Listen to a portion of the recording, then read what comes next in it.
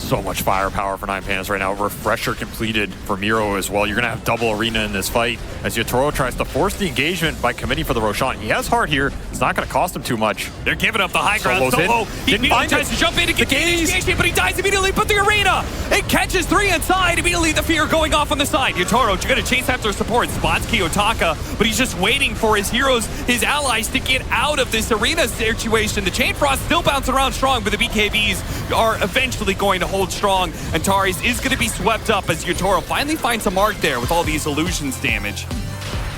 Builds it up, chases after him now. Ramsey's thinking about turning, especially with Kiyotaka right behind him. Kiyotaka goes straight into that one, gets the blink away just in time. Got to be careful though. Ramsey's also blinking back in. Kiyotaka, they're going to try and cut it out. The nullifier guy used on Kiyotaka, but high ground to low ground to back to high ground again. Brings down Collapse. Now Yotaro, without that sort of backup, Moposhka, he doesn't want to get close to this one. You know Ramses wants to go back in with his Tinker friends supporting him. They want the big prize. They want Yotaro off the map. Buyback from Collapse. Getting off the BKB, but he got it off just in time. The Sinner's Gaze not there. The buybacks though. Kiyotaka, is he going to be safe? Is he going to be able to get the kill on Yotaro? No, he's not. The buybacks will be the end of him. Ramsey's going to have to wait on the side. He slows him down. Miro, he's going to help. Yeah, he's immediately going to buy back and go onto the Mars. The second life for the Tinker, chasing out to Yotaro. He wants this mark. He needs him bad, but he's not going to be able to get him. They drifted away into the trees outside of sight, outside of mind. So they head back to Roshan. No, they head back to the Lynch, who got a Chain Frost off once again, doing some damage to Ramses. Half health. Yotaro starts committing.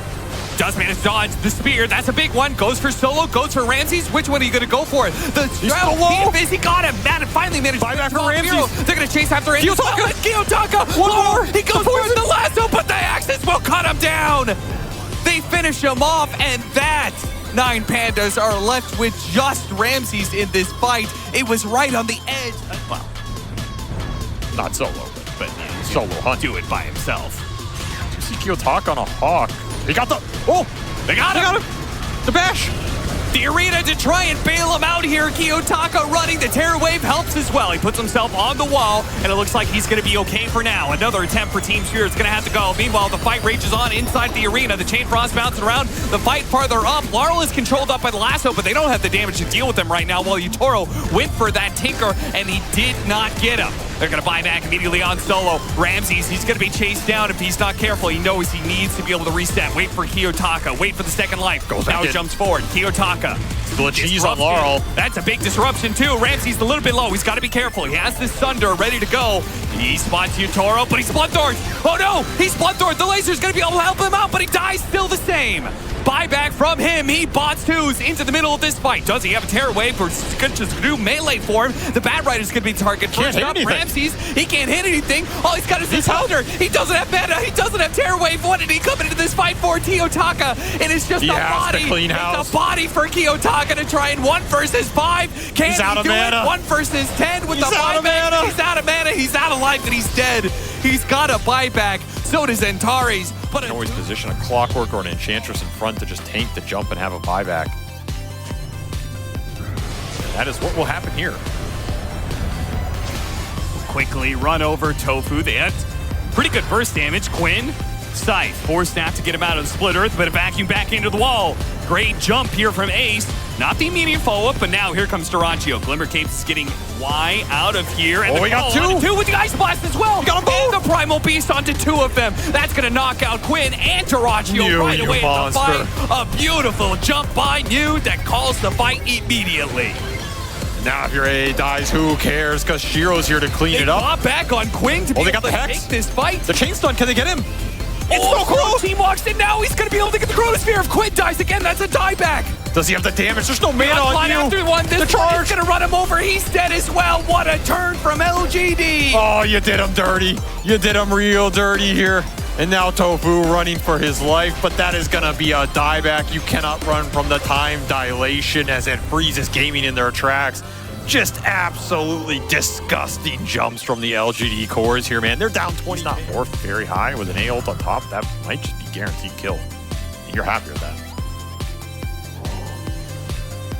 King will smoke straight down mid with all 5. Yeah, they got a haste team rune on Quinn, so they want to make use of this extra mobility in the team fight. And that Hex on Ace. So double blink Hex here for gaming if they see the start and they see the primal, but that guy is still super tanky. and they're going to group up. What a chrono. Sphere. 2 are going to be caught inside of that. The Ice Blast is raining in. It's just going to hit Celery because Quinn's already dead. Now, nothing to say, who is the original initiator, is now going to keep going. Dyrachyo cuts through. New pops his cheese, almost dying there, but now he's chasing after Dyrachyo. A lot of damage coming in from those impetuses, though. Pops a blade mail. Oh, the Glimmer Cape. That'll help him stay alive. Jumping through, Dyrachyo is still time dilation. A lot of time. Yeah, that time dilation is slowing down Shiro, and it's slowing up saying down to the Ashes. They go cooling blade. They finish him off barely, but the vacuum back in. Oh man, look at that! The Enchantress might just be able to finish carrying herself. One more push. No, the impetus. It didn't do enough damage. Shiro will slink away into the darkness. He jumps straight up to that high ground, backs away. Scythe is going to be used to stop Mew. Onslaught, Quinn is cornered here. They're going to keep going for him. 3 cores all surrounding him, and nobody from Gladiators wanted to be able to take that. He's going to use it instantly. Shiro trying to jump away. Planet gets a force staff away from this jet-packed Clockwork, who's being a nuisance right now. Ace does manage to get it back into the wall. It's in an awkward spot. They're all in this really clumped-up scenario, and Gaming Gladiators playing the open field. On the side with the Scythe, the Split Earth as well. But again, this double Hex on Shiro. Hero, a double Scythe, but it's still not enough, man. He's only down to half health, and now the Ice Blast comes in with a Chronosphere. Once again, Quinn is caught in a hell of his own making as he bought back and TP'd into this fight. Where is Dyrachyo? What is he doing? He's killing the AA, but the AA has already done his job. Hex will go out on you on that blink. Dyrachyo needs to clean up here. You have no Lesh. You cannot lose Roshan. Walk, he jumps in, bashing him up. Can he fight through this one? They're all so low, but the chain stunts are all over the place. Can he do the last bit of damage? No, the level 25, nothing to say.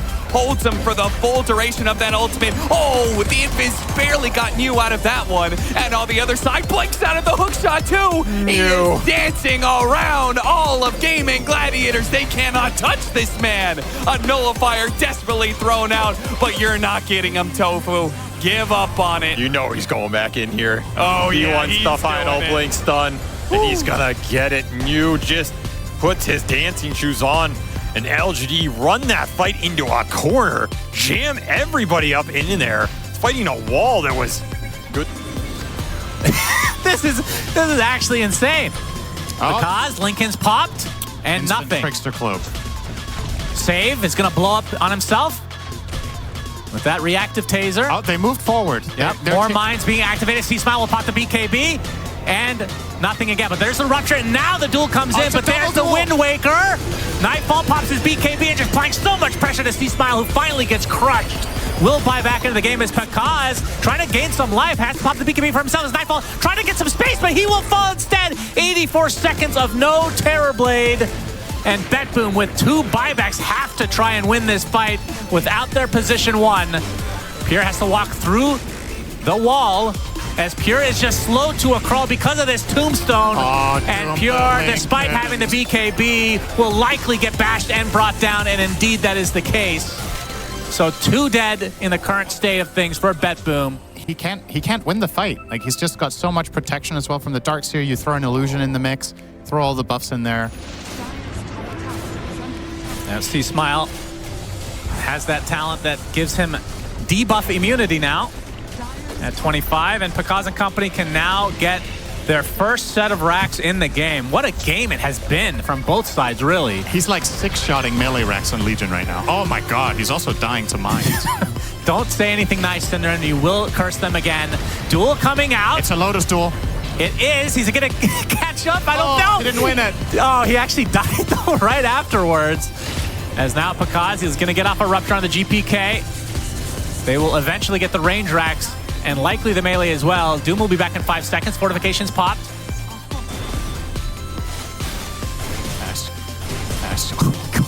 He just healed like 1,000 from one proc. He's doing some demining again. Tombstone is down. They're going to be able to kill it before the grab ally comes out. The vacuum, but no wall. Actually, the wall does come out. They're going to be able to kill the Terror Blade already. He dies right off the bat. And Doom follows suit. EG just have way too much damage. Time on the cookie and way more damage on the ult. X-Smart. They're just going to use X-Smart. Oh, they're going to try to backstab here because getting gone on initially by the Morphling, but here comes the rest of the team.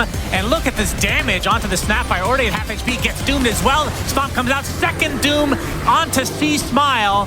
Snap has died outright, and it's going to be c.smile as well.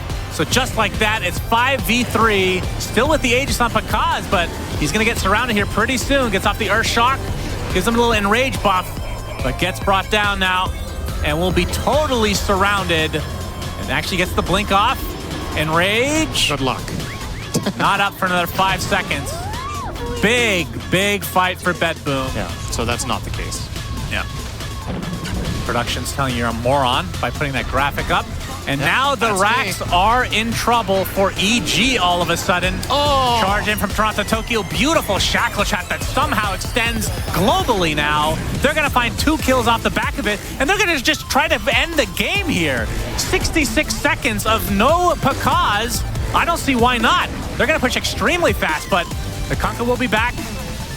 Snapfire as well. They're going to try to hold this 3 versus 5. Boat is coming.